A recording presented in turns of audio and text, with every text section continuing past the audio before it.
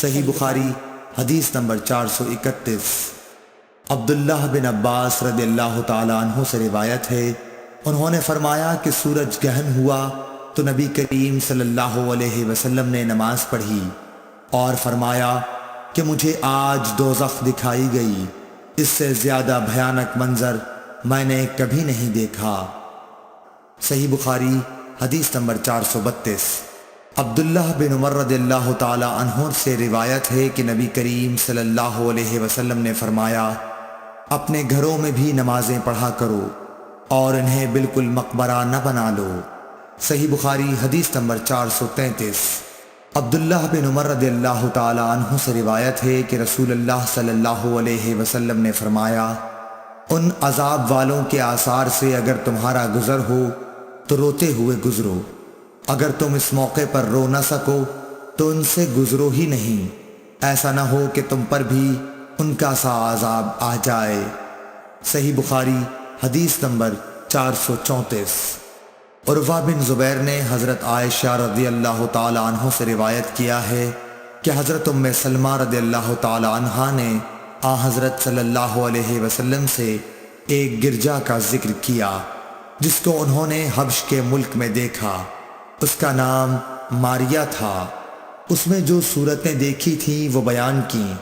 اس پر رسول اللہ صلی اللہ علیہ وسلم نے فرمایا کہ یہ ایسے لوگ تھے کہ اگر ان میں کوئی نیک بندہ، یا یہ فرمایا کہ نیک آدمی مر جاتا تو اس کی قبر پر مسجد بناتے اور اس میں یہ بت رکھتے، یہ لوگ اللہ کے نزدیک ساری مخلوق سے بدتر ہیں۔ صحیح بخاری حدیث نمبر 437۔ حضرت ابو ہریرہ رضی اللہ تعالی عنہ سے روایت ہے کہ رسول اللہ صلی اللہ علیہ وسلم نے فرمایا، یہودیوں پر خدا کی لعنت ہو، انہوں نے اپنے انبیاء کی قبروں کو مساجد بنا لیا۔ صحیح بخاری حدیث نمبر 438۔ جابر بن عبداللہ رضی اللہ تعالی عنہ سے روایت ہے کہ رسول اللہ صلی اللہ علیہ وسلم نے فرمایا، مجھے ایسی 5 چیزیں عطا کی گئی ہیں جو مجھ سے پہلے انبیاء کو نہیں دی گئی تھیں۔ نمبر 1، ایک مہینے کی راہ سے میرا روب ڈال کر میری مدد کی گئی۔ نمبر 2، میرے لیے تمام زمین میں نماز پڑھنے اور پاکی حاصل کرنے کی اجازت ہے، اس لیے میری امت کے جس آدمی کی نماز کا وقت جہاں بھی آ جائے اسے وہی نماز پڑھ لینی چاہیے۔ نمبر 3، میرے لیے مال غنیمت حلال کیا گیا۔ نمبر 4، پہلے انبیاء خاص اپنی قوموں کی ہدایت کے لیے بھیجے جاتے تھے، لیکن مجھے دنیا کے تمام انسانوں کی ہدایت کے لیے بھیجا گیا ہے۔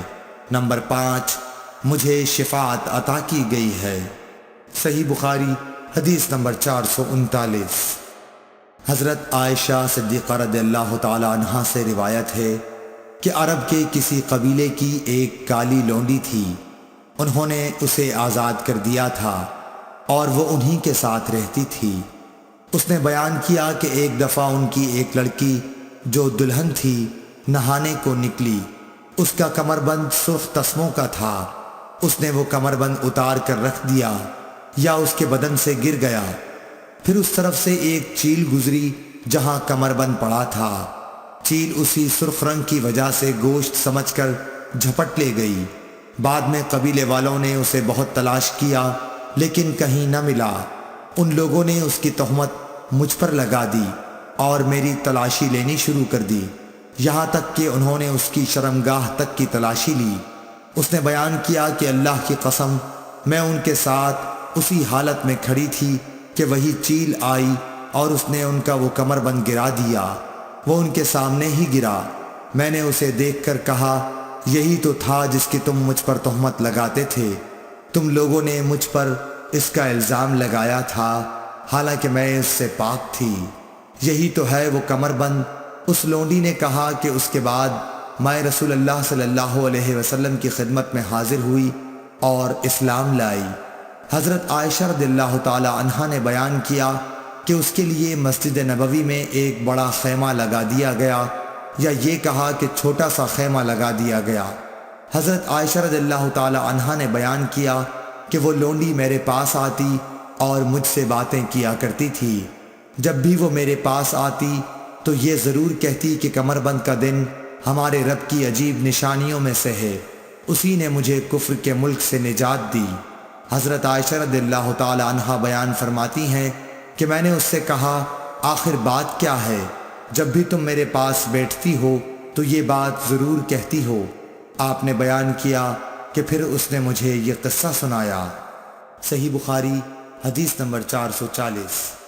عبید اللہ بن عمر نے بیان کیا کہ مجھ کو نافع نے بیان کیا کہ مجھے عبداللہ بن عمر رضی اللہ تعالی عنہ نے خبر دی کہ وہ اپنی نوجوانی میں جب ان کے بیوی بچے نہیں تھے نبی کریم صلی اللہ علیہ وسلم کی مسجد میں سویا کرتے تھے۔ Thanks for watching. Don't forget to like, comment, share and subscribe to